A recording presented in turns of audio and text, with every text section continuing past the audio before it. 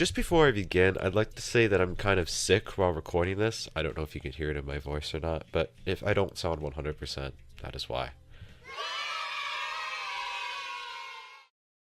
When you look at OS from an outside perspective, it looks like nothing more than some circles and sliders appearing on the screen. However, for many community members, it means something much more to them. Why? Well, in OS, you will most likely encounter three distinct types of players with very different reasons for playing. You probably fall into one of those categories. Depending on the type of player, OS can have a competitive, social, or emotional connection to them. That connection motivates them to continue playing the game, which is extremely important. Now, back to you. If you attempt to comprehend what OS means to you, it can help you establish relationships with other players and tell you what you need to do in order to enjoy the game.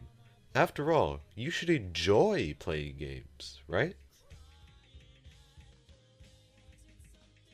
For this person, it's all about the numbers. Now, I mean completely obsessed with the numbers. Their amount of PP, number of friends or followers, number of subscribers, star rating on their maps, whatever else I've left out, that's the only thing they're concerned about. Well, perhaps I should rephrase that. Concentrating on numbers can foster competition between players, which is fun and promotes improvement for both parties. There's nothing wrong with that. The problem arises when the players lose enjoyment or stop having fun over just a number. From a different approach, as an aspiring content creator within this community, this is my perspective. I want to gain more subscribers and grow too. Whenever I open the OS client, it reminds me that my channel's minor success derives from helping people with things they would have trouble explaining to others. The views on my videos have earned me money to buy video games I couldn't have afforded otherwise. It also serves as a painful message that I need to create videos every so often. If I don't upload, my channel will die.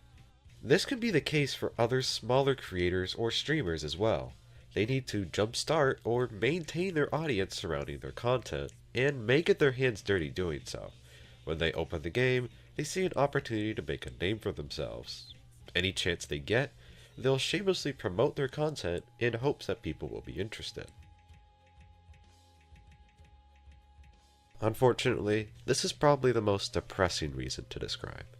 Sometimes, members of our community have trouble creating meaningful relationships in a social environment, so they resort to online relationships as a substitute. Their only close friends are people that they've met on OS, or online forums, and that's the motivating factor of why they continue playing. They essentially become addicted to this game because it's their only social outlet.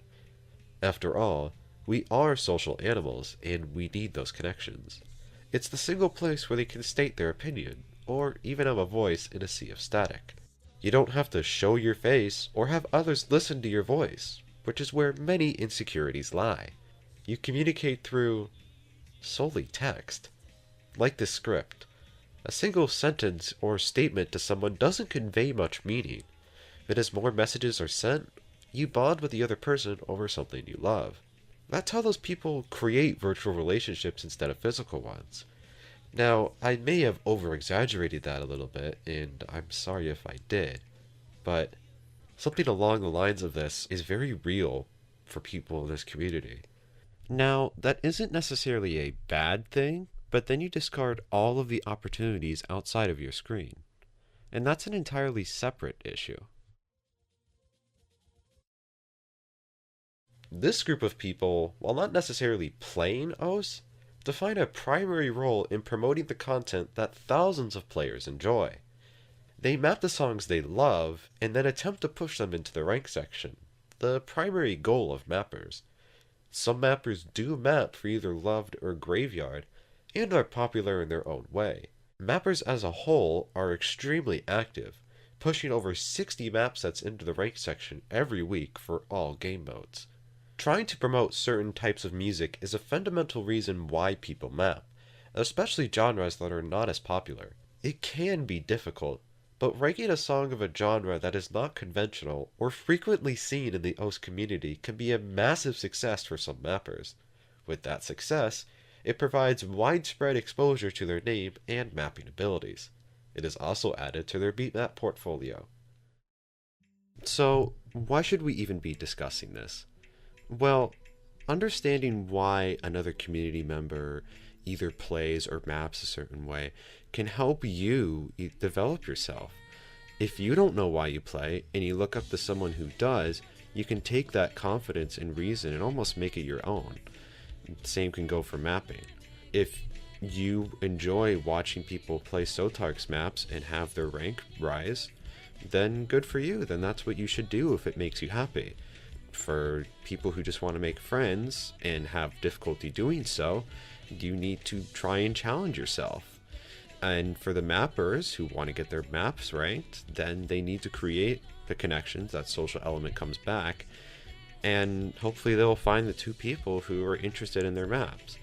It's just that maturity of stepping in someone else's shoes and comprehending why they do something is what this community is really missing. If we have that maturity of seeing through someone else's perspective, it can make this community a better place. Because not only do you improve as a community member, but other people do as well. And from someone who really cares about how people interact, I believe that means a lot. Thank you for watching and listening. I don't know if this video was very good. I had a lot of trouble making it.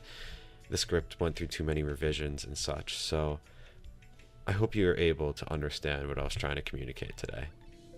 Thank you, and have an awesome day.